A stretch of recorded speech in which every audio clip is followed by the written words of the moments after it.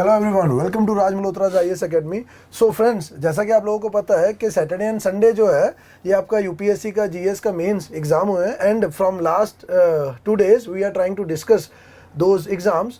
So in these brief discussions what we are trying to infer that कैसे जो ये exam, जैसे आज हम जीएस 3 की बात करेंगे तो किस तरीके से जो पैटर्न जो है, कुछ थोड़ा बहुत जो पैटर्न यूपीएससी का चेंज हो रहा है, we are going to discuss that pattern कि पहले यूपीएससी के लिए कौन सा एरिया जो था फोकस में था, अब वो एरिया जो है वो कैसे शिफ्ट हो रहा है, हम उसकी बात करेंगे। तो मैं और दीक्षांत सर दोनों मिलके ये सारा का सारा जीएस 3 का जो एक ब्रीफ इंट्रोडक्शन है वो आज करेंगे और उसके बाद from 1 or 2 days later we will start our discussion on each and every paper जिसमें अपन डिटेल डिस्कशन करेंगे। So guys, देखिए, अगर हम थोड़ा सा बैकग्राउंड चेक करें, पेपर को ध्यान से देखें, these are the 4 components under GS 3 paper and in चारों कंपोनेंट्स में हमेशा की तरह इकोनॉमी का section was the most asked section. इसके अंदर सर जैसे एग्रीकल्चर का पोर्शन भी काफी कंसिडरेबल इस बार बहुत ज्यादा पूछा गया है। Science and tech quite disturbing के 35 मार्क्स, थोड़ा सा कंट्रीब्यूशन इस बार कम देखने को मिला। अदरवाइज एनवायरमेंट एंड डीएम इन दोनों के कंपोनेंट्स के अंदर सिमिलर लेवल पे 65 एंड 50 मार्क्स का कंपोनेंट टोटल आया। तो maximum contribution from economy. So let's begin with economy sir. एक बार इकोनॉमी की डिस्कशन, एग्रीकल्चर की डिस्कशन। हाँ, क्योंकि हर बार अगर हम देखते हैं तो देखा यही जाता है कि जीएस 3 में अगर वेटेज की बात की जाए तो जीएस 3 की जो सबसे ज्यादा वेटेज है 45 to 50% जो वेटेज रहती है वो हमेशा ही यूपीएससी जो है इकोनॉमी को देके चलती है वो वेटेज। रीजन अगेन क्योंकि इकोनॉमी एक बहुत बड़ा कंपोनेंट है। अगर हम प्री की भी बात करते हैं तो प्री में भी 15 to 18% वेटेज जो है वो इकोनॉमी को ही दी जाती है। ठीक नाउ, अब when we are going to discuss about the economy तो एक चीज जो हमें यहाँ पे देखने को मिला दैट इज, हाँ प्लीज, तो यहाँ पे एक जो है लास्ट ईयर के comparatively if we want to compare this year's exam with the last year exam, so what we will find out कि लास्ट ईयर जो सबसे ज्यादा फोकस रहा यूपीएससी का that was on food processing industry and we can say on agriculture because food processing industry is again something related with the agriculture portion। तो इस बार भी अगर फ्रेंड्स देखा जाए तो एग्रीकल्चर जो है एक मेन थीम बन के उभरा है जीएस 3 में भी, और यूपीएससी ने इस बार भी एग्रीकल्चर से ही जो है बहुत ज्यादा टॉपिक जो है out of 8 questions I think 2 or 3 questions are only from the 3 questions are from the agriculture sector। Now last year agriculture जो है उसको किसी और पर्सपेक्टिव से कवर किया गया। इस बार जो एग्रीकल्चर की बात की जाए तो एग्रीकल्चर में इस बार आपके सब्सिडीज के ऊपर फोकस किया गया, subsidies and the various issues at WTO। ये सबसे बड़ा जो मुद्दा है इंडिया के एग्रीकल्चर सेक्टर का वो है subsidies, because our agriculture sector is based upon subsidies. We are providing various type of subsidies, है ना। MSP we are providing direct subsidies, direct benefit transfer we are providing various indirect subsidies like fertilizer subsidies and all। So the thing is, इस बार जो main focus रहा है वो रहा है subsidies के ऊपर, WTO के मुद्दे जो एग्रीकल्चर के हैं, एंड देन अगर बात की जाए लैंड रिफॉर्म्स की तो स्टार्ट करते हैं फ्रॉम द वेरी फर्स्ट जो आपका क्वेश्चन आया। अगेन पहले 5 क्वेश्चन आपके, 4 क्वेश्चन आपके इकोनॉमी से हैं, है ना। तो देखा जाए faster economical growth required increase share of manufacturing sector in the GDP and particularly MSME sector। Friends, nowadays with the growing importance of MSME sector, क्योंकि गवर्नमेंट ऑफ इंडिया ने एक इनिशिएटिव लिया, कौन सा, Atmanirbhar Bharat Abhiyan. Now our main focus has been shifted towards becoming a manufacturing economy. We are the world leader in the service sector, but हम अपने manufacturing sector को बहुत ज्यादा मजबूत करना चाहते हैं, ठीक है। And along with that manufacturing sector, reason being why we are focusing on the manufacturing sector, because it can generate maximum employment in any country। So अब मैन्युफैक्चरिंग सेक्टर में भी एमएसएमई के ऊपर ज्यादा फोकस क्यों किया गया है फ्रेंड्स, क्योंकि MSME sector, if MSME sector is growing that means parallelly your rural growth will happen. If MSME sector is growing, then the overall employment in this MSME sector will also grow। So इस बार focus किस चीज के ऊपर, और बड़ा direct question है क्या, comment on the present policies of the government in this regard कि गवर्नमेंट ऑफ इंडिया ने एमएसएमई सेक्टर को बूस्ट करने के लिए कौन कौन सी पॉलिसीज लेके आई है गवर्नमेंट। तो यहाँ पे कुछ नहीं, सीधा सीधा जो पॉलिसीज हैं उनके बारे में जो है डिस्कशन करनी है, जैसे कि आपको क्रेडिट फ्री, जो आपको not credit free, collateral free loans are being provided by the banks. तो ऐसे सारी स्कीम्स के ऊपर हम बात करेंगे। क्लियर है? अब अगला अगर हम क्वेश्चन की बात करें, second question again, digital status or digitalization of Indian economy. This question is directly from the present scenario of whatever is going on in the Indian economy. Like we are focusing on UPI, है ना? Digitalization of Indian economy में friends ये इसमें सब कुछ आएगा. It is not only linked with the banking sector digitalization, it is linked with all the services being provided by the government or within the economy in a digitalization way. सबसे बड़ा अगर देखा जाए, और क्वेश्चन बना भी क्यों, recently जो आपका यूपीआई है, यूपीआई को पूरी दुनिया में मतलब कुछ और कंट्रीज ने भी यूपीआई सिस्टम को अडॉप्ट किया है। तो day by day Indian economy जो है वो डिजिटल इकोनॉमी में कन्वर्ट होती जा रही है, चाहे वो एग्रीकल्चर की बात हो, चाहे वो हेल्थ सिस्टम की बात हो, चाहे वो एजुकेशन सिस्टम की बात हो, चाहे वो एग्रीकल्चर, है ना। तो ये सारी चीजें जो हैं यहाँ पे इसकी इंपॉर्टेंस बढ़ती जा रही है, इसीलिए ये क्वेश्चन हमें यहाँ पे भी देखने को मिला। ठीक है, तो वेरियस डिजिटल इनिशिएटिव्स की हम जो है वो बात करेंगे। ठीक है, और सबसे अगर डिजिटलाइजेशन की बात की जाए तो सीबीडीसी, ठीक है, again central bank digital currency, again it is, है ना, the booster for the digital economy in India. तो ये सारी बातें हम यहाँ पे बात करेंगे। ठीक है, अब इसके बाद अगर नेक्स्ट बात की जाए फ्रेंड्स, देखिए एमएसएमई सेक्टर बढ़ रहा है, ग्रोथ हो रही है मैन्युफैक्चरिंग की। अभी आपकी गवर्नमेंट पॉलिसी हमारी जो है वो इंटरनेशनल ट्रेड पॉलिसी जो है, फॉरेन ट्रेड पॉलिसी, वो भी आई, उसमें भी हमने फोकस इसके ऊपर किया, मैन्युफैक्चरिंग सेक्टर के ऊपर। ठीक, थर्ड क्वेश्चन देखते हैं। अब आ जाइए फ्रेंड्स, यहां से आपका एग्रीकल्चर जो पोर्शन का स्टार्ट है। How does e-technology help the farmers in the production and marketing of agriculture produce? Again, इस बार जो एग्रीकल्चर को टच किया गया है, एग्रीकल्चर एंड जो प्रेजेंट आपकी इन्वेंशंस है, प्रेजेंट टेक्नोलॉजीज हैं, उनको इंक्लूड किया गया है। तो फ्रेंड्स यहाँ पे टेक्नोलॉजी की बात है कि किस तरीके से with the help of technologies we can enhance the income of the farmers. Like अगर हम बात करते हैं e technology, drone technology we are using, है ना। और उसके बाद अगर बात की जाए प्रोडक्शन कैपेसिटी को बढ़ाने के लिए we have taken various initiatives, government of India has taken various online initiatives. ठीक है, हम उनको इंफॉर्मेशन डिसेमिनेशन की बात कर सकते हैं। ठीक है, उनको जो वेदर फॉरकास्ट है उसकी बात कर सकते हैं। फिर हमने एग्रीकल्चर मार्केटिंग के लिए ई नैम की हम बात करते हैं, electronic national agriculture marketing, the biggest step taken by the government of India to promote marketing of agriculture produce through a e way, और e way we can say electronic way. ठीक, now the last question from state objectives and the major of land reforms, again this is something related with your agriculture, back to back. Third question is related with agriculture, fourth question is again related with the agriculture. Now this question is about structural reforms. This is something about the technology in the agriculture, and this is about the structural reforms in the agriculture sector. So how does these land reforms can help to enhance the overall productivity of India's agriculture sector? ठीक है, तो ये भी it is direct from the agriculture portion, और आपसे सीधा सीधा पूछा गया है, discuss how land ceiling policy on land holding can be considered as an effective tool to enhance the economy of India or to enhance the overall production of agriculture sector. ठीक, अब इसके बाद अगर बात की जाए और इकोनॉमी को ही कवर करते, क्योंकि बाकी जो हमारे दूसरे पोर्शन होंगे, Dikshant sir is going to discuss those questions और दोज टॉपिक्स। अब अगर ये तो थे आपके 10-10 मार्कर के जो क्वेश्चन है इकोनॉमी से। अब फ्रेंड्स अगर आगे बात की जाए तो इकोनॉमी में से ही 1 second, yes, from 11th question onwards, again देखिए इकोनॉमी में अगर आप मेंस की बात करते हो ना, तो मेंस के कुछ थीम है।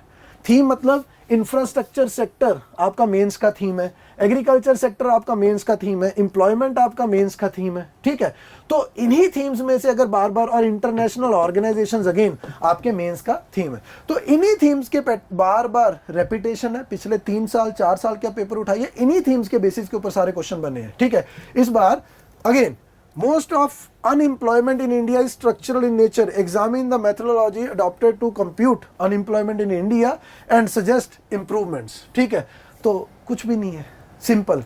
What is unemployment? How we can measure the unemployment in India? ठीक है, यहाँ पे अलग अलग प्रिंसिपल्स होते हैं, वीकली प्रिंसिपल है, यूजुअल स्टेटस प्रिंसिपल है, डेली प्रिंसिपल है, उसके बेसिस के ऊपर we can measure the overall unemployment rate in our economy and, और उसके बाद क्या है कि स्ट्रक्चरल अनएम्प्लॉयमेंट है, आपको वो डिफाइन करना है, और what measures we can take to sort out this issue. ठीक है, अगेन मेन थीम क्या है आपका, एम्प्लॉयमेंट, वहीं से ये मेंस के थीम में से ही उठाया गया टॉपिक है और बड़ा स्ट्रेट फॉरवर्ड क्वेश्चन है, इसमें कुछ भी घुमावदार कोई चीज ऐसी आपको नहीं मिलेगी। ठीक है, नाउ इस साल एक नया जो सिस्टम देखने को मिला, एक नया थीम जो पकड़ा गया है, वो थीम है care economy, distinguish between care economy and monetised economy.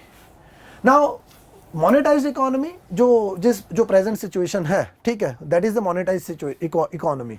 Now आपको यहां पे पता होना चाहिए what is the care economy, ठीक है, and how can care economy be brought into monetised economy through women empowerment. तो यहां पे दो चीजें पूछ ली गई हैं आपसे, what is care economy, you must be aware about this care economy, और how with the help of women empowerment we can promote care economy, and how with the help of women empowerment we can monetize this care economy as well। ठीक है, ये एक जो theme है, जो economy में एक नया थीम ऐड किया गया है, ठीक है, जिसके ऊपर हमें फोकस करना चाहिए। Reason being again day by day women empowerment की बात जो है हम बहुत ज्यादा उसके ऊपर फोकस करने लगे हैं। Again why, because around 50% of your population comprises of women population, so we will take care of those as well. ठीक है, now next is explain the changes in the cropping pattern in India in the context of changing consumption pattern and marketing conditions. Again, nothing.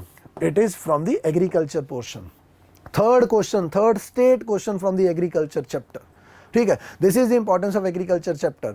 हर साल तीन चार question जो हैं वो सिर्फ और सिर्फ एग्रीकल्चर से ही पूछे जाते हैं। ठीक है, अगला क्वेश्चन अगर हम देखते हैं, व्हाट आर, बड़ा सिंपल क्वेश्चन है ये, ठीक है, और straight forward question, what are the direct and indirect subsidies, farm subsidies provided in India, discuss the issues raised by World Trade Organization in relation to the agricultural subsidies। तो friends ये हमारी classes में भी cover होता है और सब जगह, है ना, ये बड़ा एक बेसिक सा थीम है। Again something related with agriculture subsidies. And अगर WTO की बात करते हैं तो WTO हमारी एग्रीकल्चरल सब्सिडीज को जो है 3 हिस्सों में डिवाइड करके देखता है, amber box subsidies, green box subsidies. ठीक है, तो ये जो आपकी है ब्लू बॉक्स सब्सिडीज। तो सबसे बड़ा मुद्दा जिनका है वो है आपकी एम्बर बॉक्स सब्सिडीज, चाहे वो MSP है, ठीक है, PDS सिस्टम है, ये सब जो आपके एम्बर बॉक्स सब्सिडीज का पार्ट है। तो वही एक सबसे बड़ा मुद्दा WTO के साथ बना हुआ है। एंड अभी जो भी आपकी मिनिस्ट्रियल कॉन्फ्रेंसेस हैं WTO की, उनमें भी एक सबसे बड़ा मुद्दा जो इंडिया का एंड अदर डेवलपिंग नेशंस का है, this is about agricultural subsidies. तो एक WTO में सबसे बड़ा मुद्दा एग्रीकल्चरल सब्सिडीज का है, इसीलिए इसको डायरेक्ट आपके एग्जाम में भी पूछा गया है। तो दोस्तों ये है आपके 8 वो क्वेश्चन जो आपके सिर्फ और सिर्फ इकोनॉमी में से आए, और इन 8 में से ये 8 में जो है 7 बिल्कुल सेम पैटर्न पे आए, एग्रीकल्चर है, 4 क्वेश्चन डायरेक्ट जो आपके एग्रीकल्चर से आ रहे हैं और अनएम्प्लॉयमेंट या एम्प्लॉयमेंट में से आ रहा है, ठीक है, और उसके बाद आपकी इंडस्ट्रियल सेगमेंट से आ रहा है, मैन्युफैक्चरिंग सेक्टर से आ रहा है, और एक जो है आपका केयर इकोनॉमी। ये एक डिफरेंट थीम जो है पकड़ा है। अब इसके ऊपर हमें और ज्यादा फोकस करने की इन द कमिंग डेज वो जरूरत। और लास्ट जो आपका बना वो क्या था, digitalisation of Indian economy. Day by day बहुत ज्यादा इंप्रूवमेंट हो रही है डिजिटल इंफ्रास्ट्रक्चर में, तो इसके ऊपर क्वेश्चन आना जरूरी है। ठीक है, अब इसके बाद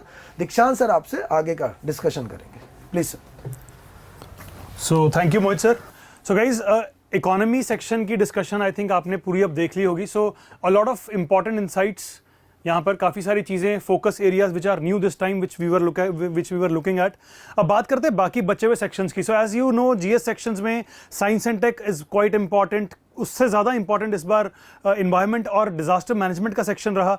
इसके अलावा then there is the third portion which is internal security. So I will talk about one of these, एक एक करके बात कर लेंगे। For example, if you look at question number 5, अगर इसको थोड़ा सा let me zoom it once again, इसको zoom करके let me show you.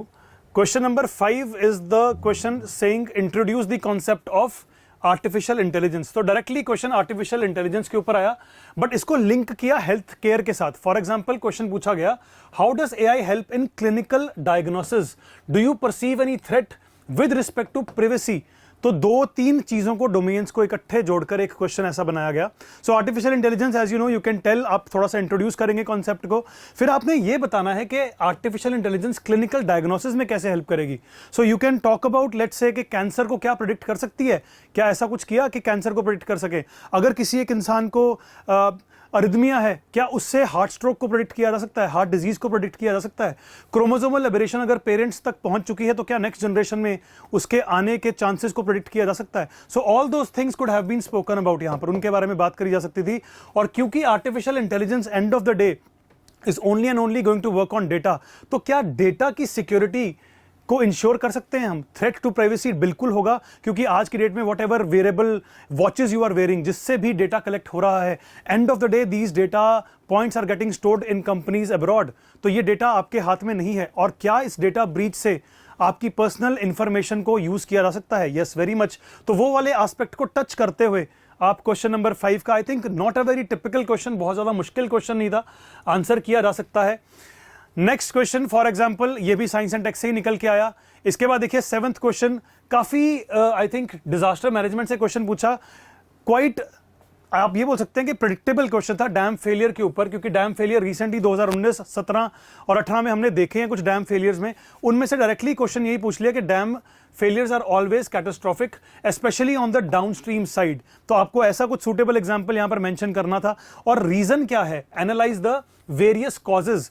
तो क्या रीजंस हैं कि डैम फेलियर्स देखे जाते हैं, क्या ये रीजन हो सकता है, आपने मेंशन करने basically different reasons. For example there are a lot of dams which are old, infrastructure बहुत पुराना हो चुका है, सीपेज आने लग रही है, ऑपरेशनल हजार्ड्स हो जाते हैं कई बार for example the issues like overtopping, पानी का जितना लेवल मेंटेन करना चाहिए उससे बहुत ज्यादा लेवल पहुंच जाता है, जिसकी वजह से डैम फेलियर हो जाता है, जिसके कारण वो डैम बेसिकली पानी को रोक नहीं पाता। वो सारे एग्जांपल्स आपने बेसिकली यहां पर क्लियरली बताया हुआ है, give 2 examples of large dam failures. So अगर प्रॉपरली लार्ज डैम फेलियर्स को मेंशन कर पाओगे, you know, also talking about the reasons why these dam failures took place, आप आराम से इसका आंसर कर पा सकते थे। I think not a very difficult question once again, so easy doable question है।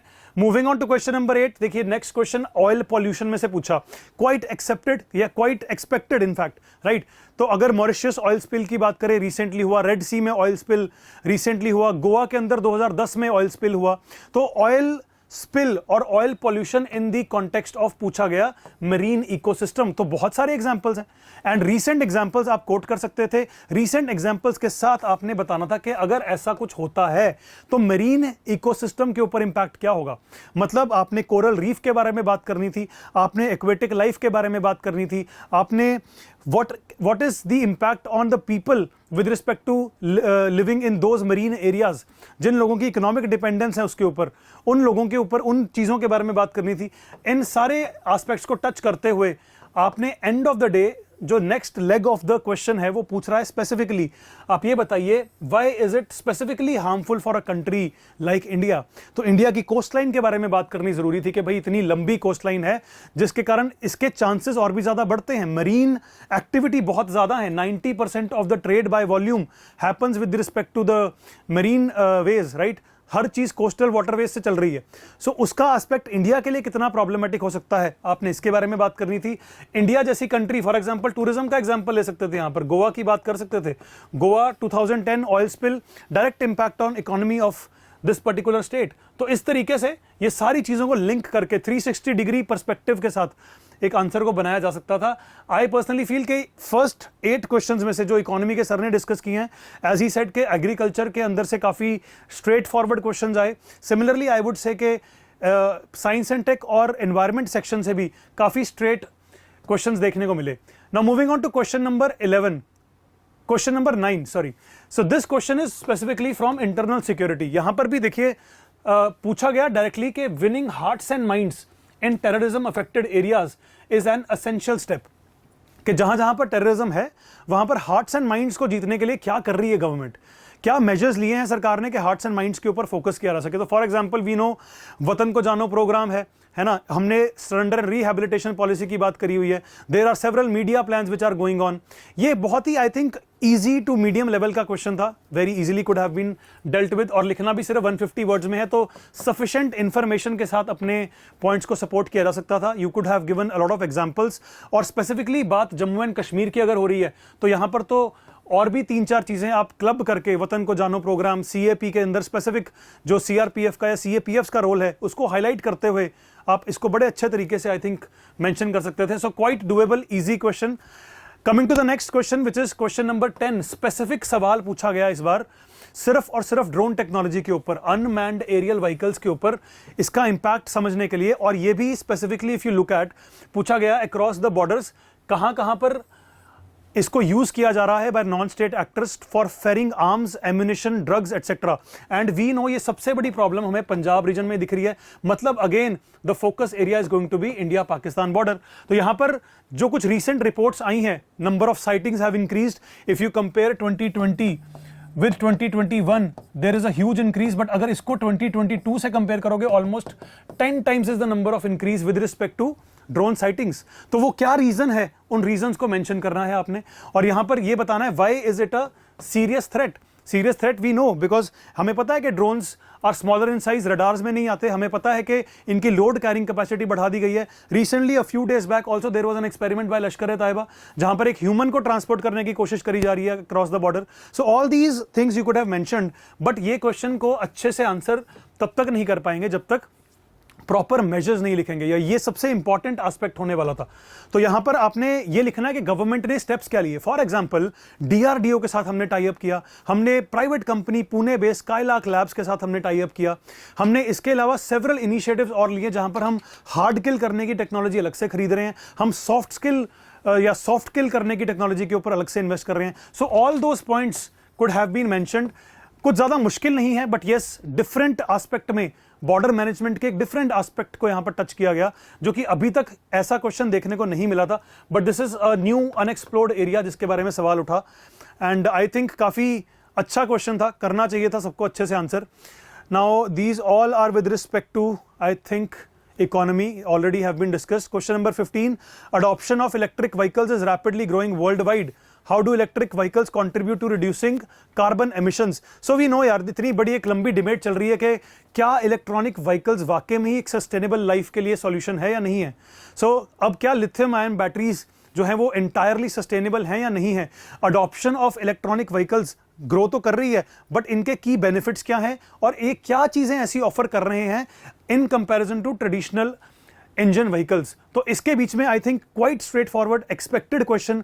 इलेक्ट्रॉनिक व्हीकल्स को गवर्नमेंट्स भी पुश कर रही हैं, इतना ज्यादा पुश अब कर रहे हैं। फॉर एग्जांपल 10 इयर्स तक एक व्हीकल तक हमने रखा है कि उसके बाद हम उसकी रजिस्ट्रेशन रिन्यू करेंगे, पेनल्टीज भी लगाने की बात हो रही है अगर इस केस में और डिलेज होंगे। सो all those things you could mention कि किस तरह से ये पर्टिकुलर डोमेन के ऊपर गवर्नमेंट काम कर रही है और क्यों कर रही है, इसके अंदर फायदा क्या है, वो सारी बेसिक चीजें I think easy. Again not a very typical, not a very difficult question.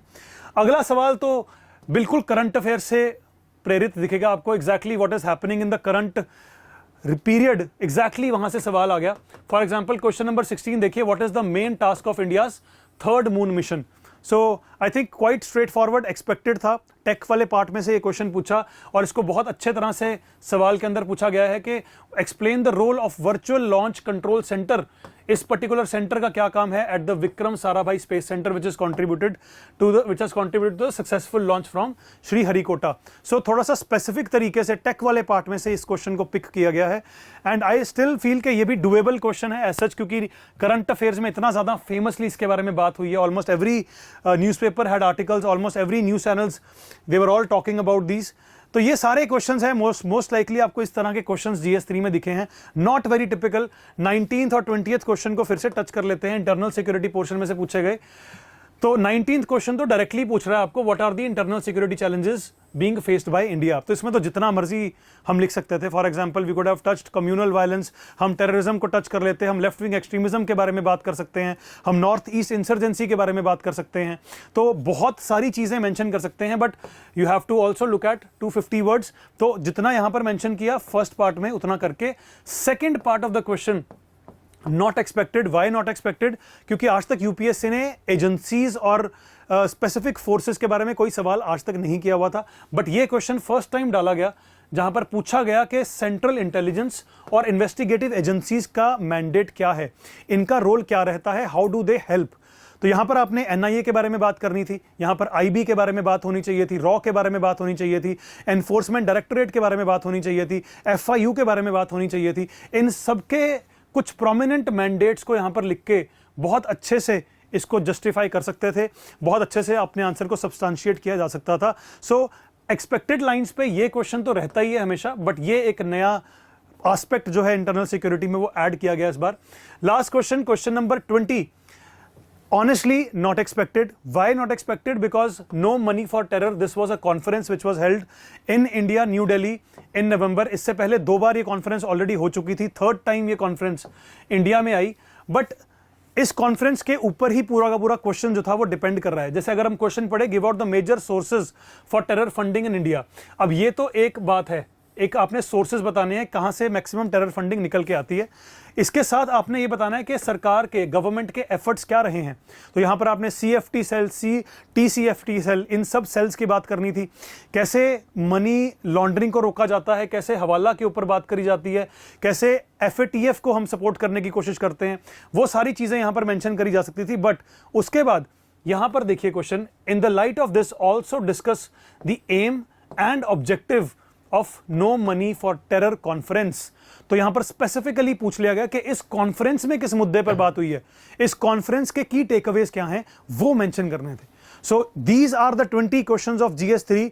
Overall अगर एंड करें अपनी वीडियो को तो आई थिंक डुएबल क्वेश्चंस थे। Economy section doable, internal security 3 questions out of 4 were doable. This one question can be said as a bouncer, but then अगर मैं environment, DM और science and take की बात करूं, so quite expected questions, सारे के सारे करंट अफेयर से डिराइव हुए एंड डुएबल क्वेश्चंस थे।